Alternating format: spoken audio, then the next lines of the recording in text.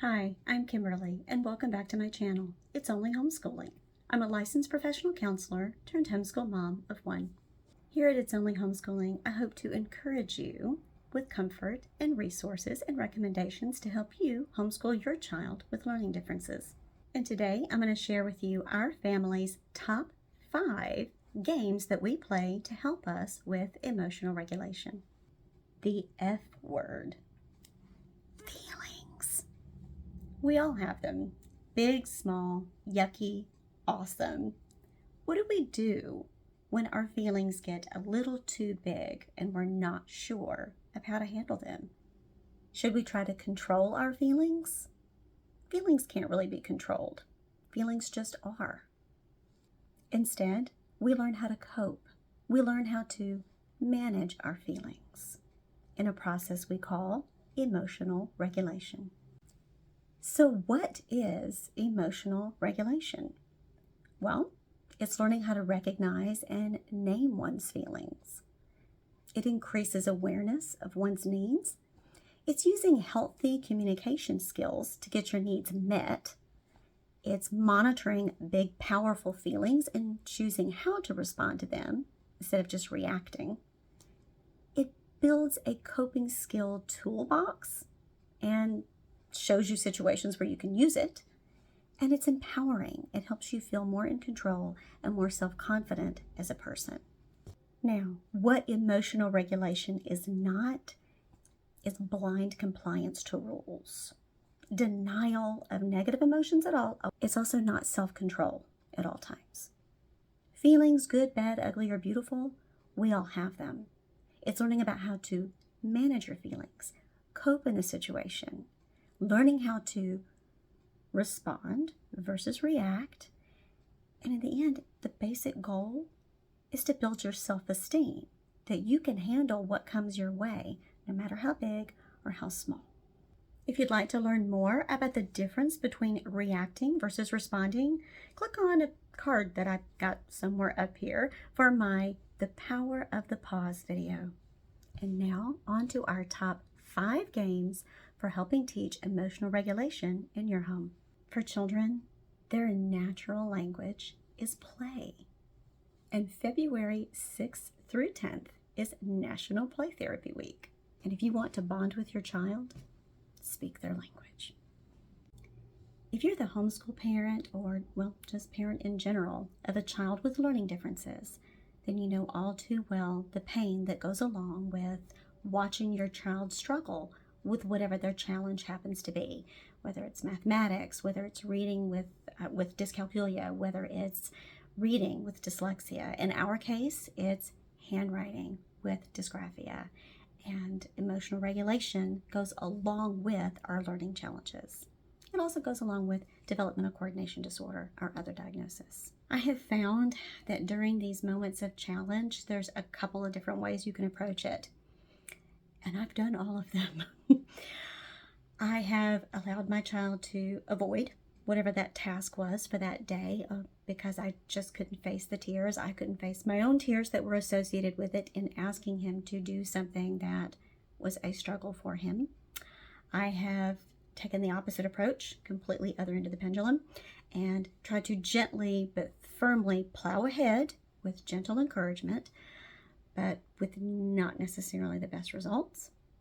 And then there is more of swinging that pendulum back to the middle ground, building my child's toolbox so that he has tools that he can work with and help him kind of regulate his emotions during the more challenging sessions.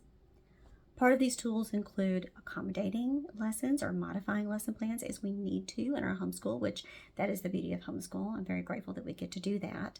And other parts include games. Building up that self-esteem, that self-confidence eventually leads to resilience. It helps teach our children that, well, I'm not going to be rewarded if I shy away from it, but I also don't have to feel defeated just because I need to approach it differently. It also teaches them grace and kindness and self-care. Like there are some times we need to take a break from something if it's challenging. And here are the games that we use to help us when we take those brain breaks throughout the day. Okay, this first game is called Bright Spots, and we were introduced to this game by our occupational therapist, Miss Tara, and she played this game with him in session, and we just had such a wonderful time with this game at home. We have also part 2 that I'm going to include in this for Bright Spots, Thoughts and Feelings. It's a sentence completion card game. In this game, you pretty much select a card, and there's a variety of different ones in here. I'll just show you a few. You've got the back, and then here's one, I miss. And it helps give your child language, and it helps give them an opportunity to touch on a variety of different subjects and a variety of different emotions. I draw a card and share, and he draws a card and then shares. I will always remember. And there's some in here that can be kind of poignant. When I am at home. What I liked about this game is it was lighthearted. It gave us a little bit of an opportunity to go back and forth. So often when we are the teacher and the child the student, they don't get a chance to ask us things that are personal about us. They don't get a chance to turn the tables on us, if you will. But this kind of gives that back and forth and evens the playing field, because sometimes these questions are hard for us as adults to answer too. But I thoroughly enjoyed this as an activity, as a therapist, as a mom. It's a chance to step away from some of our most challenging tasks, which is, well, anything with handwriting, and that can be pretty much across all subjects. So my 3 wishes are, this is one of my favorites. Thoughts and Feelings Part 2 is a very similar game as well. And what I like so much about Thoughts and Feelings 1 and Thoughts and Feelings 2 is it helps children identify and put a label on what their fears are, what their worries are, what their joys are. It helps pick scenarios from all of the gamut of different experiences and feelings that they have. And it helps normalize feelings in general. Okay, that was the first 2. So my next game, number 3, Don't Go Bananas. As a therapist, I absolutely loved this game. Basically, it helps kids identify and understand and learn to manage strong emotions that are based on the ABCD cognitive behavioral therapy model. I was a fan of this game because this is my background. This is what I was trained in. And it's relatively simple. Pretty much you complete 4 colored stacks of cards in order. Let's see if I can find where I put the directions card. Oh, here we go. Okay. It says goal of the game. Be the first to complete 4 piles consisting of red, blue, green, yellow, respectively, in numerical order 1, 2, 3. And here's kind of what the cards look like. Here are some examples of the different colored cards we've got here. And I will also link in the description where I have all of these games from. Yeah. When someone is crying, how do you think they feel? It teaches empathy as well as self-awareness. How do you act when you're afraid? Brain break. Sometimes the game can be kind of intense, so it is kind of nice to draw a card like this occasionally where you can go, I can tap out for a minute. And kind of pay attention to your child when they're playing the game. No matter what it is, they can give them the opportunity to pass if something is just too big for them to talk about. Don't press forward with it. They'll talk when they're ready. Here's more of the cool cucumber cards with the positive affirmations. I just love these. I am okay with who I am. We all need these positive affirmations. I am loved.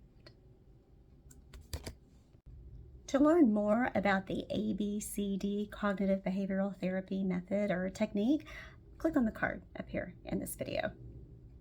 But you don't have to be a therapist to play this game. That gives you enough background. It lets you know that the cards are color-coded corresponding to which part of the ABCD method that they are working with. So the red cards, these are your activating events. What makes you afraid? What makes you worry? Okay, then we have beliefs in blue. Let's get a few examples of those. What do you think about What do you think about someone who makes you jealous? Ooh.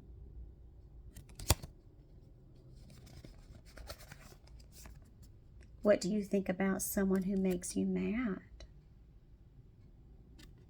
So we have an event that triggers it, and then we have a belief that's attached to it.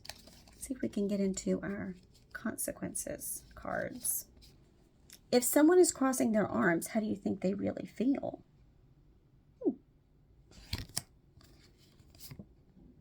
Brain break again. How do you act when you're sad? So green, consequences. The last set of color cards we have are yellow, and these are known as dispute. When you're worried about something, do you think taking a deep breath would help you calm down? Think of a time when someone made you jealous. Are there clues that they didn't mean to? Sounds really complex, but when you can break it down in an activity such as this, it's a beautiful life skill for children to have in their relationships that they're going to grow in throughout their lifetime.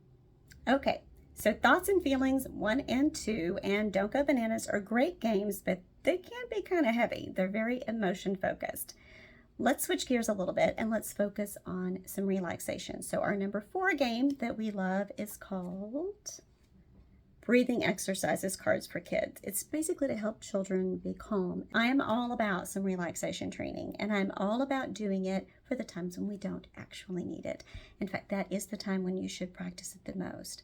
Trying to teach a child to relax when they are already in a state of anxiety is a recipe for disaster.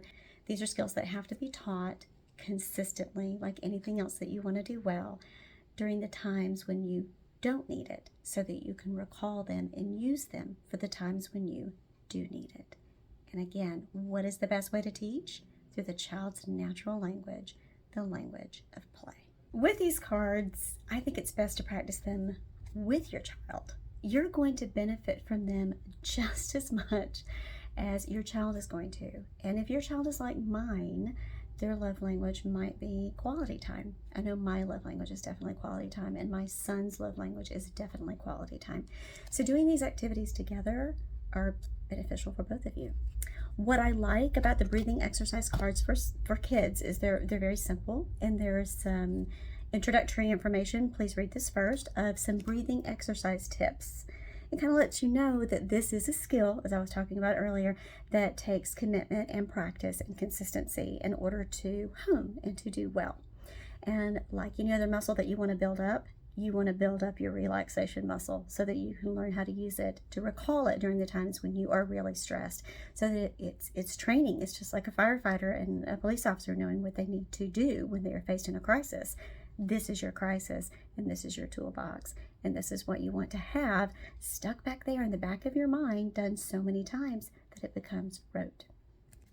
Okay, so that is the Breathing Exercises Cards for Kids by Kids Yoga Stories. It also comes with this really neat little baggie, so you don't have to worry about trying to keep up with them. Just easy for stowing away. We like this as part of our toolbox. We are big advocates of using relaxation training in our home. We use relaxation yoga stories at night, guided meditations in the evening. It's part of our sleep hygiene ritual in the evenings to help kind of quiet the mind and ease us into rest so that we can get a good night's sleep. Okay, so our last game, we've done feelings, we've done relaxation. Now we're just going to go for straight fun. Sometimes you need to just get up and move. Movement matters. Moving the body really helps the brain, especially crossing midline. The brain talks to the body and helps with learning. This is the one that we got as a stocking stuffer over Christmas, and I absolutely love this. It's just simple, it's very easy, and even the youngest of kids can play. It's called Find and Seek. And my son absolutely loves scavenger hunts. That is his favorite thing. He will even write them for us, and we have to go find them. And it gets us up, it gets us moving, it's exercise. It means we're not sitting down to do our lessons all day, and it's just fun. And this game is so absolutely simple that we just love it. It's a scavenger hunt card game, and it starts with the color of what you're looking for. Just go find something orange. Okay, it goes to anything from colors to textures. Go find something rough. And if you have a sensory seeker like my child, they are going to love this. Something teeny. Let's find some more. Ooh, scratchy. I love this. It builds a vocabulary. You can set a timer and have them do this just really quickly. You can even, what we like to do, you can combine the cards. Let's go find something. This was really fun because I combined these two once. Find something blue and slippery to make it a bit more challenging and make the game last a little bit longer. We ended up finding our therapy for this one. But it's a really fun game and a wonderful addition as to round out our top 5 therapy games that we like to play for our brain breaks. So how and when do I use these games in my home? Well, sometimes they're just part of our game schooling program that we have. We pull them out just for fun. I think teaching your child emotional regulation is ongoing, so we use them a couple times a week. If we have some really big feelings about something in particular and he wants to talk about it, we'll pull it out and do it then. Other times, if we've had a long stretch of a powerful lesson and we really need to get up and move, you're definitely going to see me pull out the find and seek to get the blood flowing, especially before we're doing a handwriting assignment. If it's a long stretch of handwriting, I want to get his body up and moving. If he's starting to have a meltdown over something that is challenging, and every child is different, but for my son, meltdowns look like just a little bit of weepiness or some really, really negative self-talk or something along those lines. We may switch and do the therapeutic thoughts and feelings, or we may do the don't go bananas, especially if we have had a situation with peers where we're learning our social skills and how to interact and work with others. This game is really, really powerful for helping that. But there's all different ways that you can use them just for fun and also to enhance emotional regulation. Thank you so much for watching today. If you like this video, don't forget to click the like button and please consider subscribing to my channel. And don't forget to ring the bell so you'll know when new videos arrive. I'd love to hear if you played any of these games in your home. And if you want to know about where you can find these games, just click on the description in the box below. Thank you so much for watching. And remember, education is a journey, not a destination. So relax. It's only homeschooling.